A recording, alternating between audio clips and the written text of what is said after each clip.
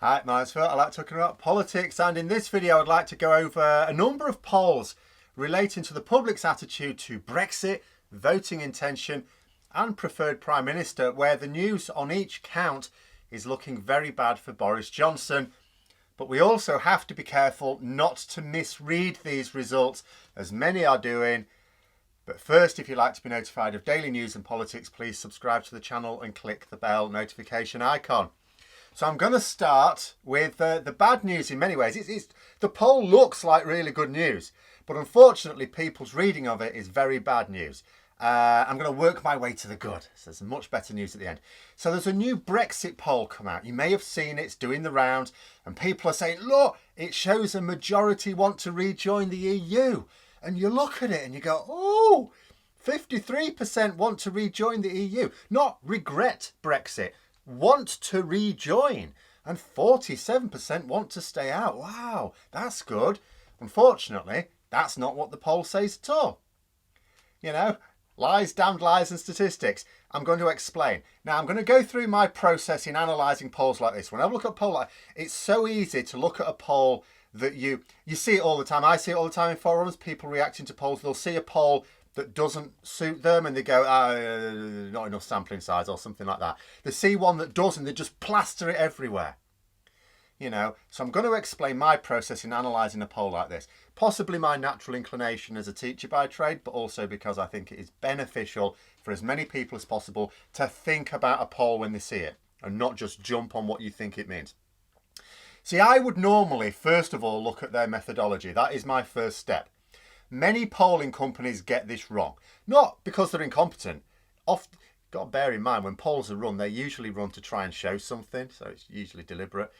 You know, but if their stratified sampling method is not in line with the general voting public, if it's not a good match, then an exercise like this is worthless, if not actively harmful. However, there's enough wrong with the conclusions that can be explained very simply in ways that non-mathematicians can understand, that I'm not going to do that on this occasion. That and the poll came out at the arse end of my writing for the week. In fact, as I do this, I'm sort of thinking, I'll bring this out on Sunday. Now I'm thinking, it's such a big thing, I might bring it out on Saturday. I don't know. It's going to come out when it comes out. So I'm going to assume that their methodology in sampling is sound. I'm quite happy to, even though I suspect it's not, I'm going to be happy to say it's sound. Because the first alarm bell for me, as someone who understands some level of statistics, is the headline result. If there were a referendum on rejoining the EU, how would you vote? 53% said rejoin, 47% said stay out. And for a lot of people that look at that, oh yeah, I look at that and go, those results are impossible. Why? Because there's no don't know response. In fact, there should have been 6 responses here if you want to make the poll valid. If you actually want to run a poll like this and have it valid, you need 6 responses. But the thing is, there are people, a lot of people, well, there's a large majority of people watching this video that will, of course, want the UK to rejoin with all haste. They'll look at a poll like this and go, that's brilliant. There are those who do not. But there are a right load of people who just don't know. They don't know enough about Brexit, and they're aware they don't know enough about it. You know, they've listened to the things about the benefits of Brexit. Oh, yeah. But then they've obviously seen there's some harm to it. They're not sure yet. They don't see much of the Brexit damage and other realities that I talk about almost every day, that all of us are aware of. Most people do not get factual news about key political situations. You try and tell them that 1,200 people a week are dying from COVID. Most people go, what? Really? I thought it was over. Many just don't know whether Brexit is worth it yet or not. You know, we know this from actual valid polls, not just me saying, well, there must be loads of don't knows. Actual valid polls, whoever don't know, show us that there's loads of don't knows. You know, also it stands to reason, whenever you look at a valid poll on any political issue, anyone at all, there's no such thing as 100% of the population having a firm view one way or the other. There are always lots of don't knows, sometimes 20-25%. But even for those who do know, we should also know how firm their position is. Are they definitely this position, or is it just on the day I would vote this way? So the 6 responses to have meant anything should have been, I would definitely rejoin, I would probably rejoin, I would definitely stay out, I would probably click stay out, I don't know, or I would not vote. That way you cover everything and can actually draw sensible conclusions. It's even possible there was a don't know response and that they filtered them out, because polling companies sometimes do this. They'll sometimes ask a whole load of things and then they just present in the stats what they want to show. So it may be that they filtered them out, in which case that 53% is only 53% of those who expressed a view one way or the other, at which point it is already below 50% of the actual people polled. So, it's painting a picture that there are more voters wanting to rejoin than wanting to stay, if you want to say that. Yeah, that is in line with more valid polls, that there are more people who want to rejoin than definitely want to stay out. But it's not a majority. So then we come to the second problem, because that's just the first problem with this poll. The second one is it provides a breakdown by age group, but has made the mistake of not weighting by it, which is quite common. It is the reason why the only polls I will say you can consider reasonably reliable are YouGov and Ipsos Mori, because they are the only ones I know for a fact who take their methodology very seriously and get the results very, very close when it comes to being tested out in the crucible of an election. You can see this supposed majority for rejoining, when broken down by age group, is powered by the younger age group. Well, that makes sense, we know that. The stay out vote is powered by the older age group. Well, again, we know that. But here's the problem. Younger people don't vote, and older people vote in large numbers. So this assessment of the will of the people, so to speak, is worthless, because were there to be a future referendum, and there will, it's only those who take part in the vote whose opinion will matter. If they don't vote, what does it matter what they think?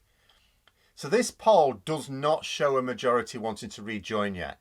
It doesn't even show a majority of voters, which is more important. That being said, there is good and harm that comes of a poll like this. See, there is a good side because of the effect on those who aren't on the rejoin wagon. The Express reported on this poll. It is being reported in the Brexit media. Now, if readers of Brexit media see a poll that says the majority of people want to rejoin, that helps them think about their own views on the matter, maybe even change it. Because people are sheeple and most like to follow the crowd. Let them think that the crowd are heading back to the EU and maybe they will follow. Oh, I don't want to be the odd one out here. But misreading a poll like this is actively harmful as well, because it has a damaging impact on those who already want to rejoin. We will eventually get to the point where the majority of even voters want to rejoin. That's absolutely the case, where polls will suggest the conclusion that people are already misapplying to this poll. But consider how rejoiners are reacting to this. Look, a majority want to rejoin the EU. But Labour won't commit to rejoining the EU or the Lib Dems, despite it being clear it's a vote winner. If they would just support it, it's a vote winner. So if they won't support this policy, even though a majority in favour of it, it's obvious that the conclusion is that Labour and the Lib Dems are Brexit parties now. I shall therefore vote for whichever candidate gets fully behind rejoining the EU and end up with a Tory MP who continues to generate conflict between my country and the EU. Hurrah for my cleverness! Because here's the problem. Labour and the Lib Dems are hopefully getting genuine analysts to investigate the public mood on various policies. Hopefully, they now have better ones than the Muppets they had in 2019. So they will understand two realities. One, there is not a majority wanting to rejoin. There is a majority who regret Brexit, but that's not the same thing as wanting to rejoin, because a large section of the voter base are put off the idea of more deeply divisive politics in taking us back. They will just see the harm of leaving being reversed. Secondly, they'll understand that we cannot rejoin without a whole long list of things to do, including satisfying the EU that it is not possible for a change of government to dismantle the whole process again. So they know that they can talk about getting a better deal with the EU and building on that, but not straight for rejoining because it is a vote loser and unachievable right now anyway. But if the people who also need to vote for them in most constituencies are convinced that these clearly Remain parties are suddenly pro-Brexit, and they vote for some bugger else because they think Labour and the Lib Dems are ignoring facts that they're actually getting wrong, you have this dangerous disconnect between party and voter, and you just enable the Tories, and more divergence from the EU, and more conflict, and a ruined economy, and all the rest of it. Which the Tories will be loving, of course. You know, the other thing to bear in mind is even when you've got a majority, that still doesn't mean it's a vote winner. Look at that 53%. 53% of people want to rejoin the EU, which isn't true, as I've already said, but let's say that's round about the proportion of people who voted for parties who guaranteed a second referendum with Remain as an option. So in the actual 2019 election, 53% roughly of voters actually voted for a second referendum with Remain as an option. They didn't get it because the majority doesn't matter. What matters is the people in the key target constituencies. You can't look at a national trend in order to work out your election strategy. First past the post, don't work. On Friday, James O'Brien was referring to the latest Dominic Cummings outburst, which I will also be talking about before too long, and saying it made him more annoyed at the Remain camp, losing to such ridiculous people. I had to respond that there was no Remain campaign. You have an uncoordinated bunch of people who all wanted us to remain, but with absolutely no plan for how to do so, or even a plan to work together on the issue. If they had, step number one in this plan would have been not allowing David Cameron to lead the efforts. But the thing is, the same is true of rejoin. There is no coordinated plan. I can mention various groups that are moving towards this and want to achieve this. There is no umbrella group. They can't even work together. They can't even work together for themselves. You've just got a load of people urging the main political parties to do as they say, which is slightly different to what other groups say, and attacking them when they don't. I mean, let's be clear, the only route back to the EU is through a government that is not run by the Tories. That's it. And that means largely Labour, with other parties helping out as well. Attacking these parties is attacking your own side. Good plan. But it is not all doom and gloom. Little victories. There have been some good polls as well. Various polling companies over the last week now have Labour either level or ahead of the Conservatives, including the two good ones. In addition, Keir Starmer has now overtaken Boris Johnson as the most approved potential Prime Minister. Starmer's approval rating is still poor, but this is a comparative thing. Boris Johnson did not have a good approval rating when he went to the polls in 2019. During that election, his approval rating was not strong. It was just better than Jeremy Corbyn's. That's the key. I'll tell you something else interesting me.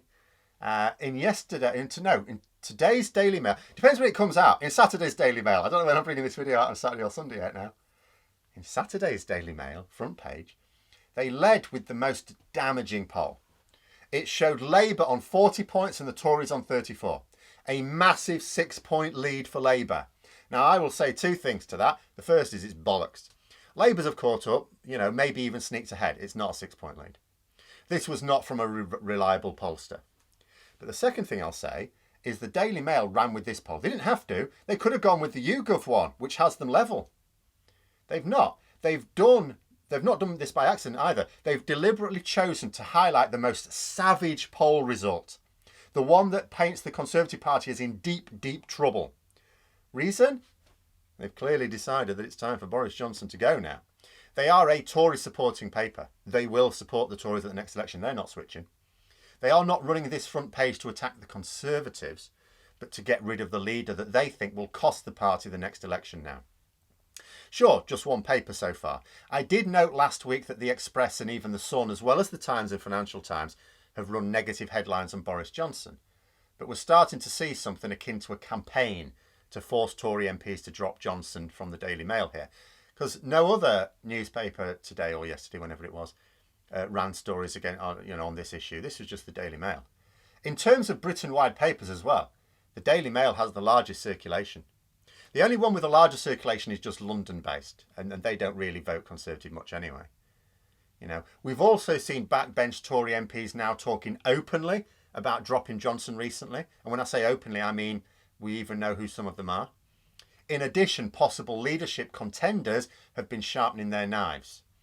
Jeremy Hunt, Rishi Sunak and Sajid Javid have all been briefing against Boris Johnson this week. Michael Gove still seems to be keeping his head down and his powder dry. Of course, a lot will depend on whether the polls stay like this. If Labour have been ahead under Starmer before, several times, but then it flipped back. If it flips back again, it'll all be forgotten. What's annoyed these people is the public's attitude to Johnson, not what he's doing. You know, the vaccine boost made a complete mess of things for the first half of the year, though I still say if Labour had been pointing out that ours has dropped below the EU as soon as it did, he could have sunk that vaccine boost earlier rather than later.